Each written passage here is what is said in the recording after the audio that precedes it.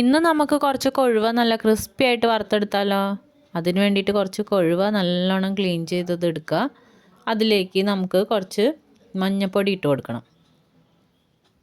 ഒരു അര സ്പൂണൊക്കെ ഇട്ടാൽ മതി കേട്ടോ. പിന്നെ നമുക്ക് മുളക് പൊടി വേണം. അപ്പോൾ അത് എരിവിനനുസരിച്ച് ഇട്ട് കൊടുക്കണം. ഞാൻ ഇപ്പോൾ ഇവിടെ 2 സ്പൂണൊക്കെ ഇട്ടിട്ടുണ്ട്. അധികം എരിവുള്ള മുളക് പൊടിയല്ല അത്.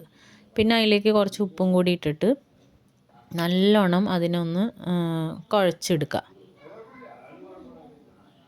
നല്ല രീതിയിൽ തന്നെ ഇളക്കിയെടുത്തു കേട്ടോ. എന്നിട്ട് ഇനിയാണ് നമ്മളിതിലേക്ക് കുറച്ച് കോൺഫ്ലോർ ചേർത്ത് കൊടുക്കേണ്ടത്. കോൺഫ്ലോറിൻ്റെ അളവ് എങ്ങനെയാണെന്ന് വെച്ച് കഴിഞ്ഞാൽ ഈ മീനൊന്ന് ഡ്രൈ ആവണ വരയ്ക്കും കോൺഫ്ലോർ ഇട്ട് കൊടുക്കണം. ഒന്നിങ്ങനെ തൊടാത്തൊരവസ്ഥയിൽ കിട്ടണം. അപ്പോൾ കൈവച്ച് കുഴക്കേണ്ടതാട്ടോ നല്ലത്. അപ്പോൾ ഞാൻ ദേ സ്പൂണൊക്കെ മാറ്റി വെച്ചു. അങ്ങനെ കൈവച്ച് നല്ലോണം തന്നെ കുഴച്ച് പിന്നെ ആ ഒരു വെള്ള നിറം ഇല്ലാത്ത രീതിയിലാവുമ്പോഴാണ് അത് ശരിക്കും അതുമ്പോൾ പിടിക്കുക. അപ്പോൾ കണ്ടോ ഒരുവിധം ഡ്രൈ ആയിട്ടുണ്ട് കേട്ടോ. ഇനി അത് നല്ല എണ്ണ അങ്ങ് ചൂടാക്കിയിട്ട് അതിലിട്ട് നല്ല ക്രിസ്പി ആയിട്ട് വറുത്തെടുത്ത് കഴിഞ്ഞാൽ നല്ല ടേസ്റ്റ് ആയിരിക്കും കേട്ടോ. പിന്നെ ലാസ്റ്റ് വേണമെങ്കിൽ കുറച്ച് കറിവേപ്പിലയും കൂടി വറുത്ത് എടുക്കാം. 2 സൈഡും നല്ല രീതിയിൽ തന്നെ തിരിച്ചു മറിച്ചിട്ടിട്ട് ഫ്രൈ ചെയ്തെടുക്കുക. അപ്പോൾ നല്ല ക്രിസ്പി ആയിട്ടുള്ള ഫ്രൈ റെഡിയാവും കേട്ടോ.